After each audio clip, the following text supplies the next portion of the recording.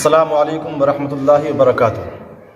یا علی مدد علیہ السلام، معزز مولائی خانقاہ حسن حسینی پنجتنی، سنی خواتین و حضرات، میں ناچیز خاکسار پنجتنی شان محمد، سبھی اس بات سے باخبر ہیں کہ ایک مدعا ممبئی کے اندر، ممبئی کی سرزمین پر اٹھا تھا بریلوی حضرات اور مولائی حضرات کے درمیان،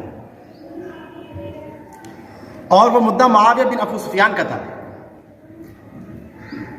جس پر دونوں فریق کا مختلف نظریہ تھا۔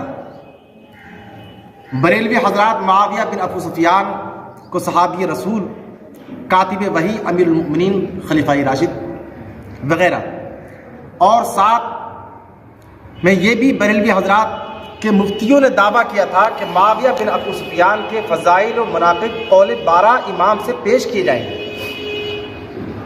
بہت غور سے سننے کی بات ہے حضرات۔ اور مولائی حضرات کا کہنا تھا کہ معاویہ بن ابو سفیان مومن نہیں تھا، مسلمان نہیں تھا، بلکہ وہ منافق تھا، اور اس بات نے زور سے طول پکڑا اور یہ مدعا مناظرے کی شکل اختیار کر گیا۔ اس کے بعد دونوں فریقین مناظرے پر تیار ہو گئے، دونوں نے مناظرے کو لازمی سمجھا۔ اس کے بعد اشرفیہ جامع مسجد ماؤٹیکا لیمپر کیمپ میں مناظرے کے شرائط طے کیے گئے، جس میں دونوں فریق کے علماء موجود تھے، مگر شرائط مناظرہ طے شدہ کے باوجود بریلوی حضرات نے پھر سے کچھ دن گزرنے کے بعد اشرفیہ مسجد میں جرگہ رکھوایا۔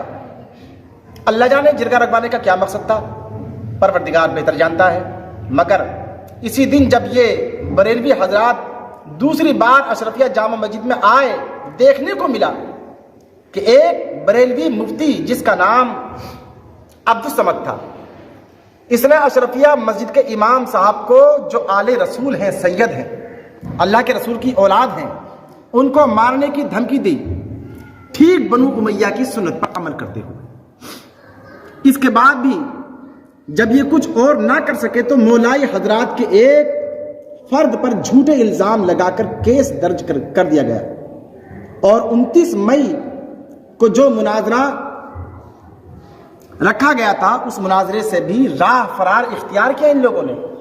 اتنا سب کچھ کرنے کا مقصد بریلوی حضرات، بریلویوں کا صرف اتنا ہی تھا کہ مناظرہ نہ ہو، کسی صورت میں مناظرہ نہ ہو۔ بریلوی جو چاہتے تھے کہ مناظرہ نہ ہو، اس کی 2 وجہ تھی۔ پہلی وجہ معاویہ بن ابو سفیان کی پردہ پوشی اور امت کو الجھن میں الجھائے رکھنا، تاکہ دنیا کے سامنے حق اجاگر نہ ہو سکے۔ یہ بریلوی حضرات کا نظریہ رہا ہے۔ حضرات گرامی، بہت غور کا مقام ہے۔ دوسری وجہ ایک ایسے شخص کی وکالت تو علم، جذبہ اور جوابات کا خوف تھا، جو ان کو جوابات ملتے، ان جوابات کا ان کو بہت بڑا خوف تھا کہ ہم شرمندہ ہو جائیں گے، ہم ہار جائیں گے۔ حضرات گرامی، اس بات کو ذرا غور سے سنیں۔ جو ذات محتاج تعارف نہیں، جن کے ساتھ مناظرہ ہو رہا تھا، بہت اونچی شخصیت، رد خارجیت و ناصبیت، بریلویت، مناظر اہل سنت، ناشرے کے مسلک حقانیت، وکیل آل محمد، آبروئے مولائیت، حضرت علامہ مولانا حافظ و قاری احمد حسن صاحب امروی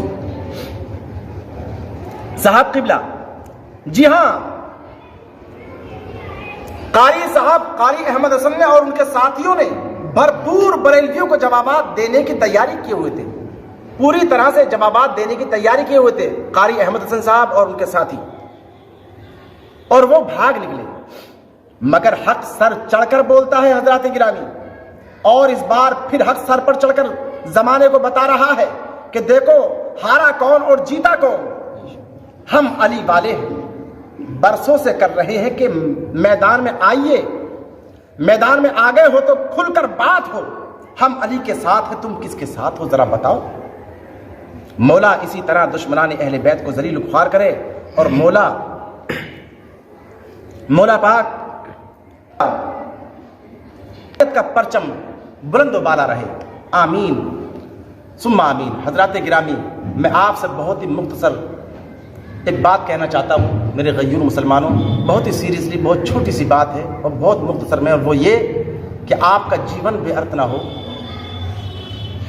آپ لوگ اشانتی میں نہ رہیں، آپ کی اور آپ کے بچوں کی زندگی برباد نہ ہو، آپ کی آخرت برباد نہ ہو، آپ کی دنیا بھی برباد نہ ہو، اور آپ جس ملک میں رہتے ہیں اس ملک کی آپ کی وجہ سے کوئی بدنامی نہ ہو مسلمانوں۔ اور سب سے بڑی بات یہ ہے کہ آپ مذہب اسلام کو ماننے والے ہیں، پنجتن کو ماننے والے ہیں، آپ کی وجہ سے مذہب اسلام کی پنجتن کی کوئی بدنامی نہ ہو۔